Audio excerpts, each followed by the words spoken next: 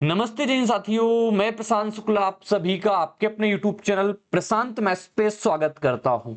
आज important session में हम आप सभी को एसएससी एग्जाम 2025 की एक सटीक रणनीति के बारे में बात करेंगे, जिसमें एक सही दिशा में तैयारी कैसे की जाती है, क्या आपका माइंड सेट होना चाहिए, कैसे आपकी प्रॉपर स्ट्रेटेजी होनी चाहिए, कैसे आपको कंसिस्टेंसी बनानी है अपने तैयारी के दौरान।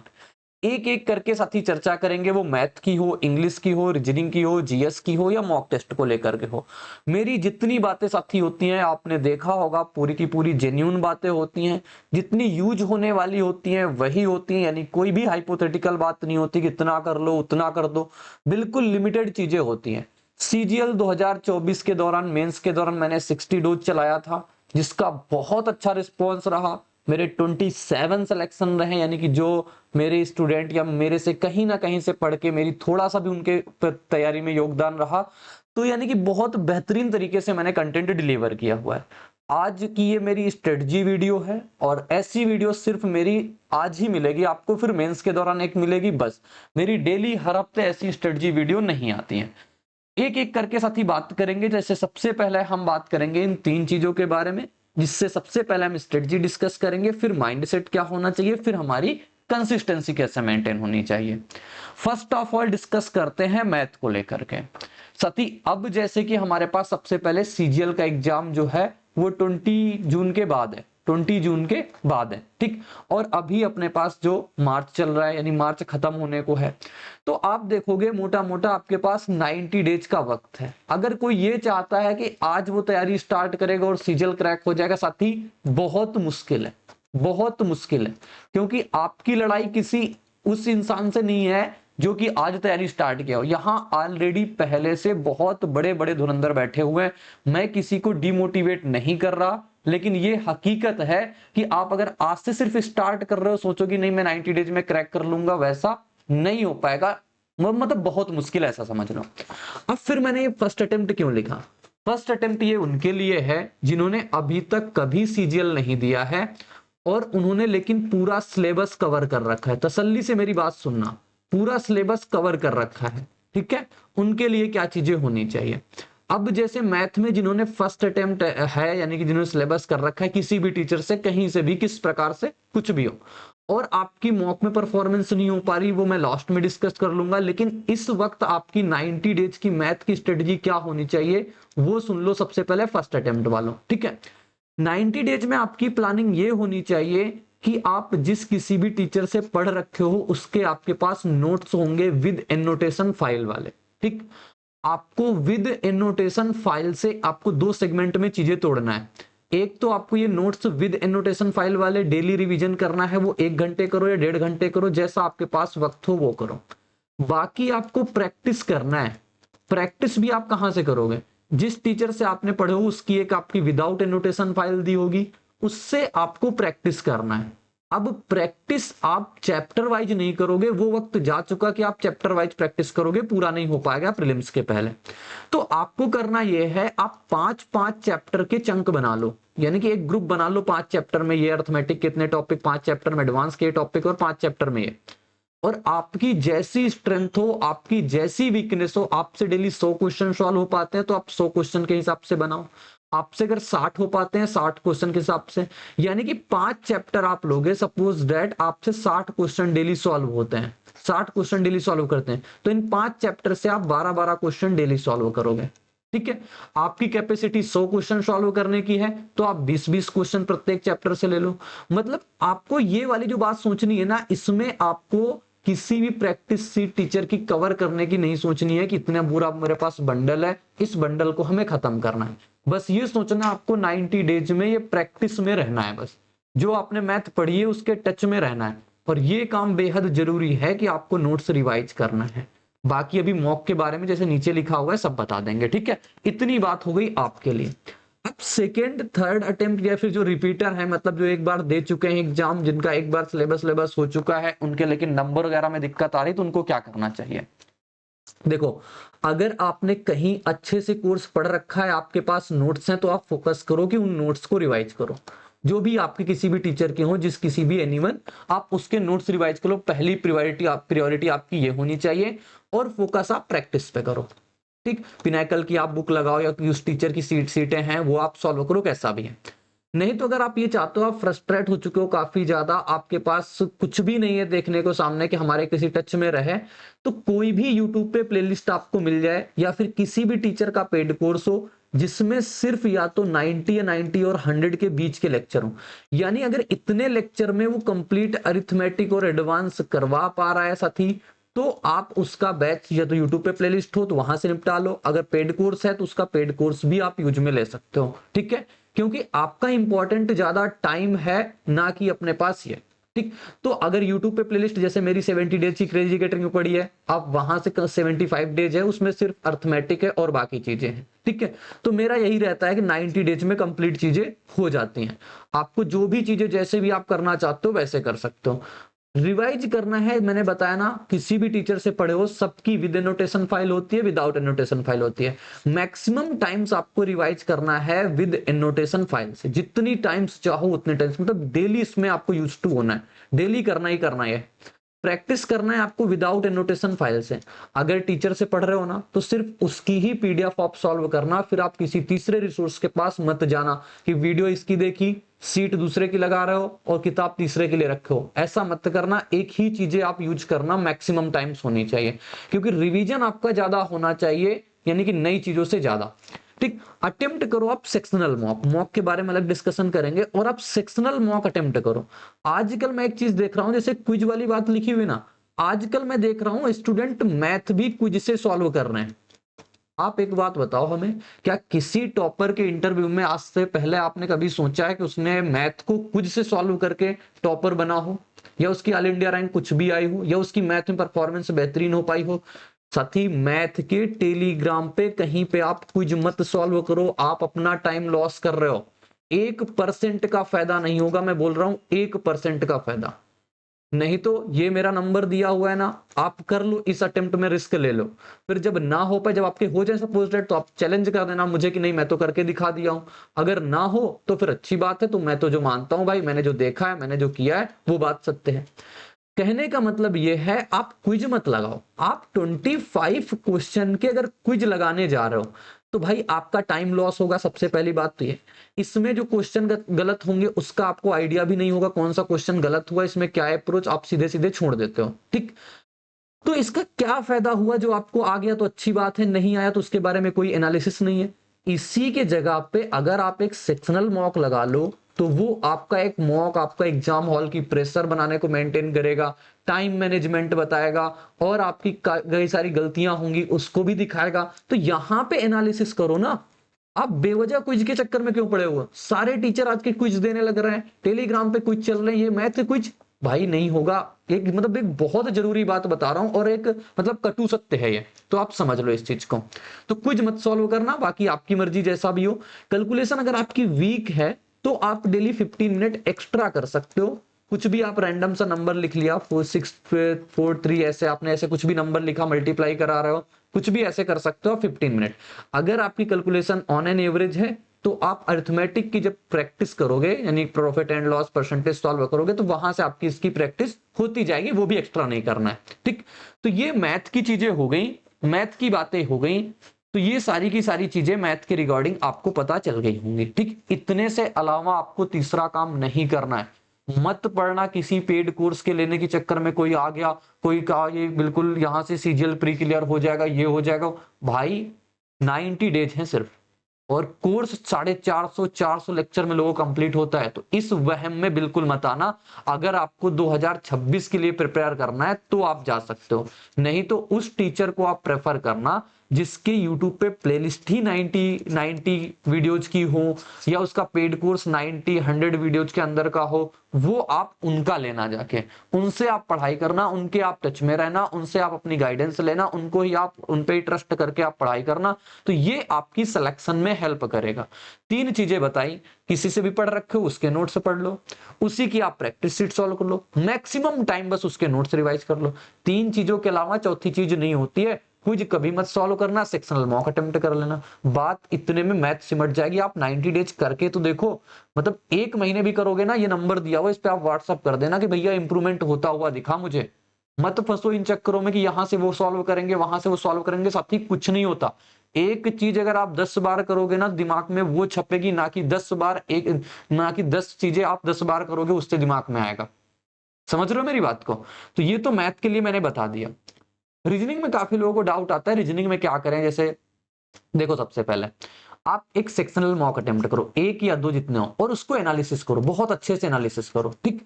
एनालिसिस करो और उसके वीक एरिया पे काम करो। अब मैं बताता हूँ एनालिसिस कैसे करोगे। सपोज दैट 25 क्वेश्चन आपके प्रीलिम्स वाला आपने मॉक लगाया, उसमें 25 क्वेश्चन आए आपके, 25 क्वेश्चन में आपके 23 क्वेश्चन सही रहे, या 20 सही रहे, 21 सही रहे, जिसके जो भी रहे सही रहे। आपके 2 क्वेश्चन आपके गलत हुए।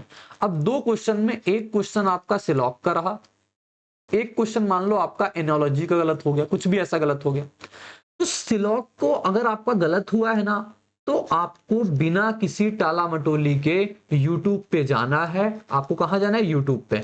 YouTube पे आप सिलॉग सर्च करोगे, सिलॉग में किस टाइप का गलत हुआ वो। अगर आपके मैक्सिमम गलती सिलॉग में हो रही है तो आप कंप्लीट किसी टीचर से पढ़ लो। वो टीचर आपके कौन होने चाहिए? वो टीचर आपके इवन कोचिंग सेंटर के कमल सर होने चाहिए, या फिर राहुल मिश्रा सर होने चाहिए। मतलब इन दो से आप पढ़ सकते हो रीजनिंग। मतलब बहुत अच्छे से कोई भी टॉपिक आप डालोगे ना, छोटी छोटी वीडियो में आपको मिल जाएंगे। इवन सर की एक मतलब इवन कोचिंग सेंटर की जो एक प्लेलिस्ट है, बहुत शानदार है वो, 2022 के दौरान उन्होंने कमल सर ने चलाई थी। वो सीरीज अगर आपको फॉलो करनी है तो आप पूरी देख सकते हो। मतलब मैं बोलूंगा मतलब दमदार सीरीज है वो, ठीक? बाकी इन सर की भी अपने पास आती रहती, तो इनको भी आप देख सकते हो। रीजनिंग के भी आपको क्विज नहीं सॉल्व करने, ये क्विज का आजकल ट्रेंड चल चुका है। काफी स्टूडेंट के मेरे सामने मैसेज आते हैं, तो मुझे इसको स्पेसिफाई लिखना पड़ा, भैया उसके टेलीग्राम पे कुछ चल रहे हैं, मैं उसको आधा घंटा कर लेता हूँ, उसके कुछ चल रहे हैं मैं उसको कर लेता हूँ। भैया क्यों फंसे हो चक्करों में? कुछ नहीं होगा इसमें, कुछ नहीं होगा, मैं कह रहा हूँ कुछ नहीं होगा। मान लो मेरी बात अभी, नहीं तो जब टाइम निकल जाएगा ना, लास्ट टाइम आपको मॉक पे ही आना पड़ेगा। टाइम तो आपके पास उतना ही ना जितना आप पढ़ते हो। ऐसा तो है नहीं आप कुछ के लिए अलग टाइम निकालते हो, सोने का टाइम कुछ में लगा रहे हो, खाने का टाइम कुछ में लगा रहे हो, पढ़ाई का टाइम ही तो जा रहा, और ये टोटल वेस्ट जा रहा है। नहीं है इन्वेस्ट, ये वेस्ट है। समझ लो इस बात को। जीएस के क्विज आप लेट लेट के सॉल्व कर लो, अच्छी बात है, वो दिमाग में रिकॉल होता है, लेकिन जिसमें सोल्यूशन करना हो उसके क्विज में टाइम मत देना। रीजनिंग में सिर्फ इतना करना है, कोई भी चीज गलत हो जाए यूट्यूब पे सर्च करोगे, उसको आप देखोगे, और जो चीज गलत हुई ना उसको पर्टिकुलर एक अपनी कॉपी में लिख देना, बस कि ये गलत हुआ था, इसके कंसेप्ट आपने लिख लिए। रीजनिंग में सिर्फ इतना करना है। अब इंग्लिश की बात आती है, काफी मेरे हिंदी मीडियम वाले साथियों को इंग्लिश में डाउट आता है। समझ लो, सबसे पहले जिसकी इंग्लिश अच्छी है, बहुत अच्छी बात है, आपको इतने सारे काम नहीं करने, आपके जो काम की चीज लगे वो आप यहां से ले लेना। जिसकी इंग्लिश वीक है, इंग्लिश में नंबर ही आपके 30 आ रहे हैं, 30 या 35 के बीच में आ रहे हैं, तो आपको ये काम करने की जरूरत है, ठीक? समझना, सबसे पहले आप प्रायोरिटी रीडिंग को दो। रीडिंग आपको अच्छा लगता है, न्यूज़पेपर में कोई टॉपिक आप न्यूज़पेपर से रीड करो, आपको नॉवेल अच्छी लगती है आप नॉवेल से रीड करो, या फिर एक्सेट्रा कोई भी चीज होती है आप उससे अगर रीड करना चाहते हो वहां से आप रीड कर सकते हो। या फिर सबसे अच्छी बात है, मतलब आपको अगर कुछ भी इनमें से नहीं करना है तो आप मॉर्निंग में निमिषा बंसल मैम का एडिटोरियल सेशन आता है, इनका आप एडिटोरियल सेशन देखोगे, इससे आपके दो फायदे होंगे। सबसे पहले तो रीडिंग आपकी थोड़ी सही हो जाएगी, रीडिंग सही हो जाएगी जब आप लंबे समय, और इसमें पता है इंग्लिश में एक बात होती है, इस पे आ जाएंगे। इंग्लिश में एक बात होती है, आपको क्विक रिजल्ट नहीं मिलेगा कि आप सोचोगे मैंने 10 दिन करी ये चीज हमें रिजल्ट मिल जाएगा, नहीं मिलेगा। कम से कम 30 दिन आप करना सेम चीजें। अगर एडिटोरियल पढ़ रहे हो ना, तो 30 दिन के पहले कुछ मत उम्मीद करना कि 30 दिन के पहले आपका रिजल्ट आएगा, नहीं आएगा, छोड़ के भाग जाओगे, कोई फायदा नहीं होगा। तो आप 30 दिन तक कंटिन्यू रहना, इंग्लिश का कोई भी काम आप करने जा रहे हो तो। इनका एडिटोरियल आता है, इसमें आपकी रीडिंग हो जाएगी, इसमें सबसे ज्यादा आपकी वोकैब इनहेंस हो जाएगी, और ग्रामर भी हो जाएगी। और पता है क्या फायदा होता है? इससे जो मेंस में आने वाले पैसेज होंगे ना, उनको अटेम्प्ट करने का आपका तरीका बदल जाएगा। तो इस पे अगर आप 1 घंटा डिवोट करते हो तो ये यूजेबल है, मतलब ये करने लायक चीज है, तो आप यहां से ये चीज कर सकते हो। वोकैब के लिए आप ब्लैक बुक करो, ब्लैक बुक में पूरी ब्लैक बुक नहीं करनी है, सिर्फ जो पीवाईक्यू होते हैं ना, जैसे मान लो ईडीएम के 1500 दिए हुए हैं वो कर लो, और वन वर्ड के आपको दिए हुए हैं 1500, ऐसे वो कर लो। एंटो या सेनो में से सिर्फ एक करना, इसमें से कोई 1500 होंगे, ये कर लेना, और इन्हीं को बस आप बार बार करना। बाकी जो टॉप 200 वाले इनके होते हैं ना, टॉप 200 मोस्ट रिपीटेड वाले, वो आप लास्ट टाइम कर लेना, लास्ट के 1 आध महीने में, वहां से आपकी काफी रिवीजन हो जाएगी। तो आप यहां से सिर्फ इतना करना। अब आपको अगर क्लोज टेस्ट गलत हो रहा है, आपके पैरा जंबल गलत हो रहे हैं, और पैसेज भी मैंने लिख दिया, हालांकि मेंस में आता, अगर इन 3 चीजों में आपकी गलती हो रही है, 3 चीजें आपकी कैसे सुधरेंगी? रीडिंग से सुधरेंगी, लेकिन फिर भी अगर आप एक आइडिया लेना चाहते हो ना इसके बारे में, तो QENG करके एक चैनल होगा, उसने मतलब इन सर ने एक मेंस के दौरान एक कुछ सीरीज डाली हुई थी। उस सीरीज में इन्होंने इन चीजों को डिस्कस किया हुआ था। समथिंग मुझे लगता है 4-4 से 3-3 4-4 ऐसे कुछ वीडियो हैं क्लोज टेस्ट पैराजम्बल के। आप एक बार देखना, आपके दिमाग में चीजें घुसेंगी, आपके दिल तक जाएंगी कि हाँ मतलब कैसे आपकी अप्रोच करनी चाहिए इन चीजों की।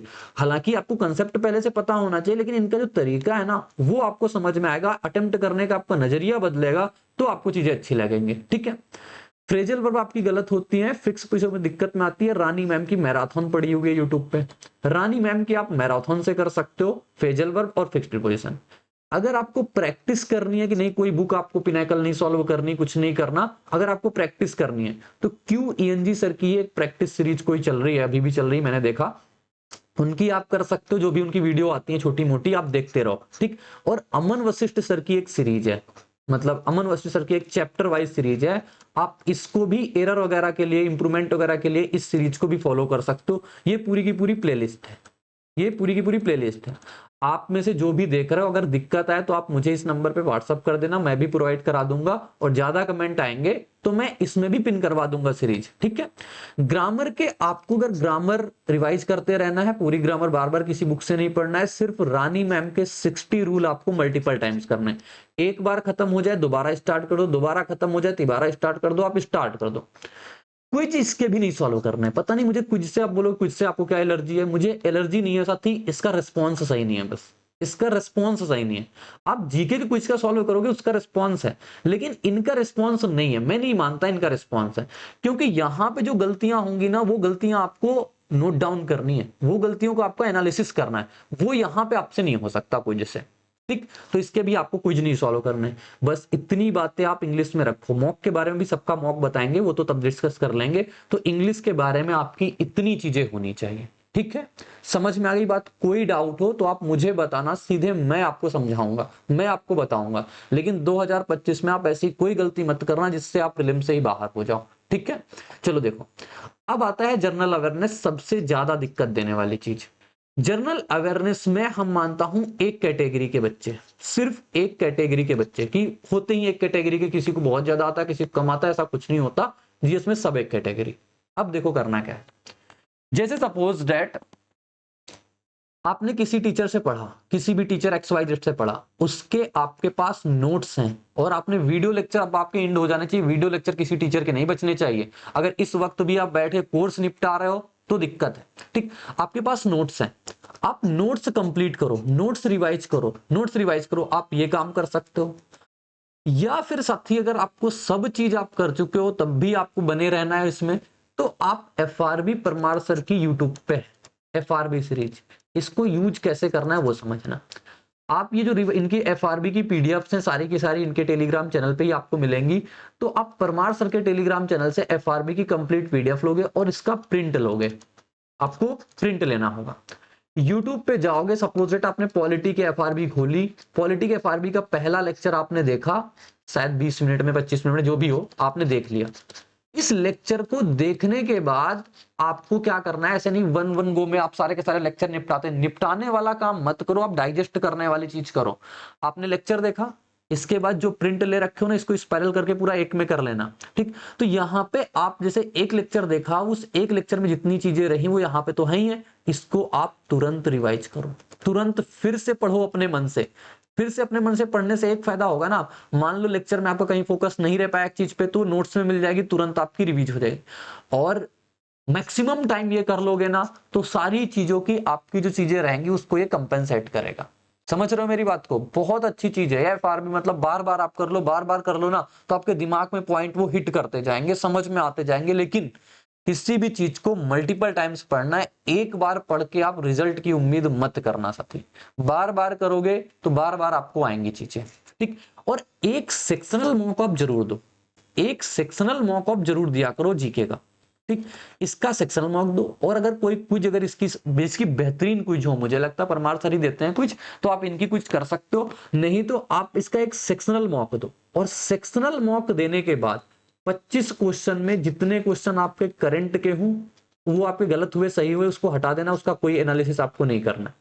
बचे जो भी क्वेश्चन सपोर्टेड, मान लो 20 क्वेश्चन आपके पास बचे, इस 20 क्वेश्चन में आपको नजर वहां पे रखनी है साथी, जो चीज आप पढ़ चुके हो क्या वो गलत हुई है। सबसे पहला पॉइंट, सबसे पहला पॉइंट आपका इसमें ये होना चाहिए कि जो चीज आप पढ़ चुके हो अगर क्या वो गलत हो रहा है। अगर वो गलत हुआ ना, एक कॉपी बना लो जीएस की ऐसे रफ टाइप की कॉपी, जिसमें कि अगर मान लो आपसे आपने लगाया, आपसे मुगल एरा का क्वेश्चन गलत हुआ, तो मुगल एरा आप लिख दोगे कि मुगल साम्राज्य से हमारे पास क्वेश्चन गलत हुआ, और मुगल साम्राज्य फिर आप पूरा का पूरा इस एफआरबी से फिर से रिवाइज करोगे। मेरी बात को ध्यान से सुनना, अगर आपकी गलती हुई है, गलती इंप्रूवमेंट करने का सही तरीका यही है। शुरुआत में थोड़ा हेक्टिक लगेगा, लेकिन अगर आप करने लगे, आपकी आदत में आ गई ना, इंप्रूवमेंट बहुत शानदार तरीके से दिखेगा।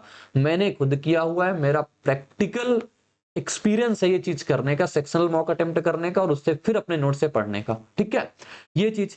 अब जैसे मान लो आपके साइंस में कोई एक चीज आ गई, साइंस में आपकी एक बॉयल का नियम आ गया सपोज दैट, ठीक। अब बॉयल का नियम आपसे नहीं बना, तो बॉयल के पास आपका चार्ल्स का नियम भी होता है, अवोगाद्रो का नियम भी होता है, और अपने पास और एक नियम होता है, मुझे ध्यान नहीं आ रहा वो भी। तो जितने भी नियम है ना, इसको आप तुरंत का तुरंत आओ यूट्यूब पे सर्च करोगे, कोई 15 मिनट की 10 मिनट की वीडियो मिल जाएगी तीनों की, या सर के इसमें एफआरबी में दी हुई है। आप तुरंत का तुरंत या तो एफआरबी से रिवाइज कर लो, या फिर आप अपनी जो कॉपी बनाई है इसमें लिख लो तुरंत का तुरंत, ऐसा भी कर सकते हो आप। ठीक है, तो ये चीज मतलब हर चीज, अब ज्योग्राफी आपने करी, ज्योग्राफी से आपसे कोई गलती हो गई, तो वो यहां से देखो, जो एक्स्ट्रा चीजें हैं जो कभी इररिलेवेंट आती है वो तो सबके लिए इररिलेवेंट है, लेकिन उस पे आपको बात को काम करना है, पहले उस पे काम करना है जितना हमारे कोर्स से होता है, जहां से सबके सही होते ही होते हैं, पहले उस पे पकड़ बनाओ। फिर जैसे कुछ एक्स्ट्रा चीज गलत हो रही, उसको भी आप यहां नोट डाउन कर लो, उसके बारे में जानकारी जुटा लो, उसको आप पढ़ो। ठीक, मंडे टू फ्राइडे आपकी पढ़ाई होनी चाहिए, सैटरडे संडे आपका सिर्फ और सिर्फ मंडे टू फ्राइडे वाले का रिवीजन होना चाहिए बहुत अच्छे तरीके से। ठीक है, करंट अफेयर अभी बिल्कुल मत करो, मंथली करना बिल्कुल लास्ट टाइम पे। जब तक आपको सेक्शनल मॉक आप देते रहो, जब तक कि आपकी पीवाईक्यू सीरीज परमार सर की स्टार्ट नहीं हो रही, जब ये स्टार्ट हो जाए तो आप ये कर लेना। अगर आपको यहां से तो मतलब ड्रेस्टिकली आपको इंप्रूवमेंट दिखेगा इस सेक्शनल टेस्ट से, करके देखो आप 20 दिन करके देखो, आपको इंप्रूवमेंट दिखेगा, फिर आप मुझे बताना। जनरल अवेयरनेस में इतनी चीजें करना है, मैंने कहा सिर्फ एक रिसोर्सेस आप मल्टीपल टाइम्स करो। और अब कोर्स की वीडियो मत देखना कि आप बैठ के हिस्ट्री निपटा रहे हो, आप पॉलिटी निपटा रहे हो। अगर हाँ कुछ बच्ची है तो वो देख लो, लेकिन स्टार्टिंग नहीं करनी है अब कि आज से आप स्टार्ट करोगे कि मैं इस टीचर का कोर्स लूंगा और यहां से पढ़ूंगा। साथी क्यों फंस रहे हो उन चीजों में इतनी जल्दी? क्योंकि चीजें आपको जो डाइजेस्ट करनी होती ना, वो रिवीजन से डाइजेस्ट होती है, सिर्फ वीडियो लेक्चर देखने से कुछ नहीं होता। तो ये चीज मैंने आपको बता दी जीएस के बारे में। अब टेस्ट के बारे में आते हैं। एक तो चलता है हमारे पास फुल टेस्ट जो होते हैं सभी प्लेटफॉर्म पे चलते हैं, एक सेक्शनल टेस्ट होते हैं। सेक्शनल टेस्ट के लिए आपको ओनली आपको टेक्स्ट बुक फॉलो करना है। इसमें आपको जो भी मिलता है ना, वो सारे के सारे मतलब ईयर वाइज, एग्जाम वाइज आपको चीजें मिल जाती हैं। इंग्लिश का देना है, आप इंग्लिश के कोई सीजीएल 2024 का देना है, उसके सारे टेस्ट पड़े होंगे। तो सेक्शनल आप यहां से लगाओ, यहां से आपको सेक्शन लगाने हैं। ठीक, यहाँ फुल टेस्ट आप ओलिव का सैटरडे संडे में आप लगा सकते हो, टेक्स्ट बुक का भी चलता है, इनका भी लगा सकते हो, आरबी लाइव लगा सकते हो, द पंडित का लाइव, इसमें जो आपकी चॉइस हो वो लगा लेना। ठीक है, लेकिन ओलिव ज्यादा लोग अटेम्प्ट करते हैं तो आप ओलिव तो जरूर लगाना, मतलब इनमें से आप कोई भी जितना आपके पास टाइम होता है आप वो लगा लो, कोई दिक्कत नहीं। और सुनो, टेस्ट कब देना है? आप अभी अप्रैल सपोज डेट चल रहा है, तो आप अप्रैल तक पूरा अप्रैल जितना है, इस अप्रैल तक आप फुल टेस्ट सिर्फ सैटरडे संडे में दो। फुल टेस्ट आप सिर्फ सैटरडे को दो और संडे को दो, दो बहुत मैक्सिमम। बाकी दिनों में आप सेक्शनल टेस्ट पे काम करो, क्योंकि सेक्शनल टेस्ट दोगे ना तो वहां से आपकी कमियां जल्दी पता चलेंगे, और जब आपकी कमियां आपको जल्दी पता चलेंगी ना, तो आप एनालिसिस बेहतरीन तरीके से करोगे, आप उसमें सुधार बहुत जल्दी कर पाओगे। फुल टेस्ट से आप इतनी जल्दी सुधार नहीं कर पाओगे, क्योंकि उसमें एक ही दिया। अब सपोज आज आपको फुल टेस्ट नहीं देना, आपको मैथ वीक जा रही, आप मैथ के 4 सेक्शन लगा लिए एक दिन में, एनालिसिस किया, आपको पता चल गई आपकी गलतियां कहां पे हो रही, टाइम मैनेजमेंट में दिक्कत आ रही, क्या हो रहा है क्या नहीं हो रहा, वो आपको तुरंत पता चल जाएगा। तो ये चीज आपको करनी है कि फुल टेस्ट अभी अप्रैल तक सिर्फ 2 देने, मई से आपको डेली देने। ठीक, मैं भी अपने स्टूडेंट को ऐसे ही बोलता हूं करने के लिए। ठीक, तो ये चीज, बाकी आप सेक्शनल पे काम करो। इंग्लिश दिक्कत है, इंग्लिश के 4 लगा लो इकट्ठे एक दिन में, लगा लो। रीजनिंग की दिक्कत दे रहे, रीजनिंग के 2 आप करके लगा लो ऐसे। तो मतलब अप्रैल तक आप ड्रेस्टिकली जितने ज्यादा आप मतलब लगा सकते हो, सेक्शनल टेस्ट लगाओ बस, सेक्शनल पे जितना ज्यादा काम कर लो, जो भी चीज वीक जा रही ना आप उस पे काम कर लो, बस ऐसा कर लो। और अटेम्प्ट तो जरूरी है कि टेस्ट तो अटेम्प्ट कर लिया, लेकिन इसका एनालिसिस कैसे करोगे? एनालिसिस के लिए आपको एक बनानी पड़ेगी मॉक कॉपी। एक छोटी सी कोई आप कॉपी बना लेना जिसमें अपने पास कम से कम 40-50 पेज हो, क्योंकि मेंस तक आपके पास ये कॉपी होनी चाहिए। ठीक, सपोज डेट आपने सेक्शनल कोई मैथ का अटेम्प्ट किया, ठीक है, सारे सब्जेक्ट का आप ऐसे ही करोगे, लेकिन मैथ की मैं एग्जांपल आप बता रहा हूं। मॉक कॉपी बनाई आपने, मैथ लिया, किस शिफ्ट का लिया? 2024 सपोज डेट सीजीएल का 11 सितंबर का आपने ले लिया। ठीक, ले लिया, इसको आपने ऊपर डाला ऐसे। मैथ में आपके 50 में से कितने नंबर आए, आपने पहले तो वो लिख दिया, 50 में से जो भी नंबर आपके आए। फिर देखोगे इसके पास में करेक्ट कितने हुए, इनकरेक्ट कितने हुए और अनअटेम्प्ट कितने रहे। ठीक, अभी बताऊंगा इसकी अहमियत क्या है। ठीक, अब इतना आपने लिख दिया, फिर अब आप आओगे पूरे टेस्ट को एनालिसिस करने। अब जब एनालिसिस करोगे ना, तो वहां पे आपके सपोजेट एक क्वेश्चन, चाहे वो कितना भी सिंपल क्वेश्चन रहा हो, मैं कहता हूं इतना सिंपल रहा हो कि आपके नजरों में सॉल्व हो सकता है, लेकिन आपने मॉक में गलत कर दिया, कहीं पे भी गलत किया ना, तो आप इस कॉपी में यहां पे आके वो क्वेश्चन पर्टिकुलर नोट डाउन करोगे। आप कहोगे ये क्या बेवकूफी है? बेवकूफी नहीं है साथी, अगर इसको नोट डाउन करोगे ना, कभी आपके आंखों से ये पन्ना गुजरेगा ना, तो आपको ये पता चल जाएगा कि मैं ये गलती कर सकता हूं, मेरे से ये गलती हो सकती है, तो आप आगे के लिए अवेयर रहोगे इन गलतियों से, इसलिए मैं बता रहा हूं ये। ठीक, ऐसे तो कुछ भी आंख से देखा, आंख से जहां से आंख से बाहर गई चीजें तहां बेकार हो गई, क्या मतलब हुआ उसका? तो इस तरीके से आपको क्वेश्चन लिखना है और क्वेश्चन का सिर्फ आंसर लिख लेना है बस। ठीक, और अगर आपने सारी चीजें तो आपने पढ़ी रखी हैं, और जो भी चीजें अगर गलत हुई है ना, तो टफ है वो, तो आप नोट्स पे अपने जाओगे और उसका रिवीजन कर लोगे। सपोज दैट एवरेज का आपका ओवरलैप वाला कंसेप्ट गलत हो गया, तो आप जाओगे नोट्स पे, ओवरलैप वाली चीजें जितनी है वो कंसेप्ट सीख लोगे, साथ में नॉन ओवरलैप वाला होता है वो भी आप पढ़ लोगे।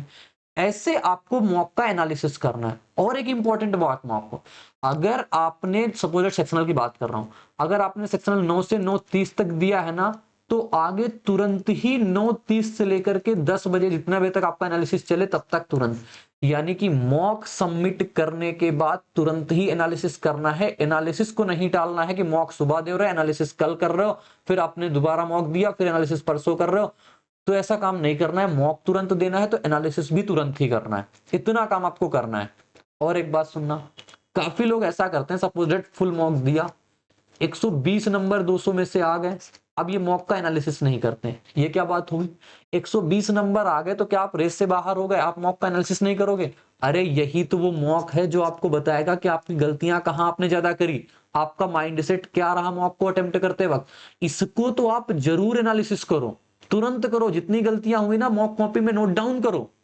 अब जब 180 आ जाता है ना, तब भी लोग अरे इतना खुश हो जाते हैं, उसको जल्दी जल्दी से एनालिसिस करते हैं। भाई 120 आए तब भी उसी उत्साह के साथ एनालिसिस करना है, 180 आ जाए तब भी उसी उत्साह के साथ एनालिसिस करना है, क्योंकि आपको मॉक से नंबर से नहीं मतलब होना चाहिए, मॉक में आपकी माइनर मिस्टेक क्या हुई आपको इस पे मतलब होना चाहिए, आपको गलतियों पे अपनी मतलब होना चाहिए। आप तो सोचो मैं क्यों ऐसी गलतियां कर रहा हूं, मुझे इन गलतियों पे सुधार करना है।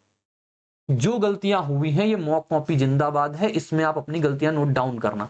जब कभी पन्ना पलटोगे सैटरडे संडे में बैठ के, तब आप पर इनको आपको रियलाइज हो जाएंगी, तब आप आगे से अवेयर रहोगे उन चीजों के लिए, और ये मेंस तक आप अवेयर रहोगे। हेक्टिक है, मैं कह रहा हूं जितनी चीजें मैंने बताई ये प्रैक्टिकल है। शुरुआत में थोड़ा हेक्टिक है, मुझे भी हेक्टिक लगता था, आपको भी हेक्टिक लगेगा, लेकिन मैं कहता हूं 8 से 10 बार आप ऐसा करोगे ना, आपकी आदत में चीजें आ जाएंगी ये करने के लिए। और कोई भी चीज टालने का मत सोचना, अगर आप मेरी बातें सुन रहे हो और मुझे अगर जानते हो, मुझे अगर फॉलो करते हो, मेरी बातें सुनते हो ध्यान से, तो ये बातें फॉलो कर लेना, क्योंकि आप फिर आधी अधूरी चीजें करके आपको आजकल कुछ नहीं मिलने वाला। आप किसी एक की फॉलो करो, मेरी मत फॉलो करो, आपको किसी दूसरे टीचर की स्ट्रेटजी अच्छी लगती है उसको फॉलो कर लो, लेकिन किसी एक बंदे की सारी चीजें आप फॉलो करो उसको ट्रस्ट करके, जिससे आपका रिजल्ट निकल पाए। भाई हम कुछ नहीं चाहते, और हमें चाहते हैं आप जैसे तैसे, इस कंपटीशन इतनी बेकार तरीके से एसएससी चल रही ना, इसमें आप जैसे तैसे कहीं पहुंच पाओ, वो किसी पोस्ट पे पहुंच पाओ। भाई किसी के लिए पीए से भी बहुत बड़ी पोस्ट है, किसी के लिए एएसओ एनएमईए कुछ नहीं है। तो आप मतलब अपने अकॉर्डिंग मैं चाहता हूं भाई जिस बंदे की जो भी रिक्वायरमेंट है वो उसको मिल जाए। तो आप सभी बेहतरीन तरीके से पढ़ाई करो, सब कुछ अच्छे तरीके से करो। और मैं तो मतलब अपने जो मेरे बैच वाले स्टूडेंट होते हैं उनको तो मतलब मैं सारे मॉक वगैरह के सारी चीजें बताता हूँ, तो वो तो बिल्कुल रूटीन में रहते हैं। तो ये सारी बातें मैंने बता दी हैं, सब कुछ हो गया है अपने पास। आपकी कोई डाउट हो, कोई दिक्कत हो, कोई परेशानी हो, तो नंबर जो मैंने आपको दिया हुआ है, इस नंबर पे आप मुझे व्हाट्सअप कर सकते हो। बाकी वीडियो कैसी लगी कमेंट करके ये बात आप सभी लोग जरूर बताना। कोई मेरे से जुड़ना चाहता है, एप्लीकेशन के लिंक डिस्क्रिप्शन में होंगे, वहां पे एसएससी रिपीटर बैच, जहां मात्र 90 डेज में अपना कंप्लीट कोर्स हो जाएगा।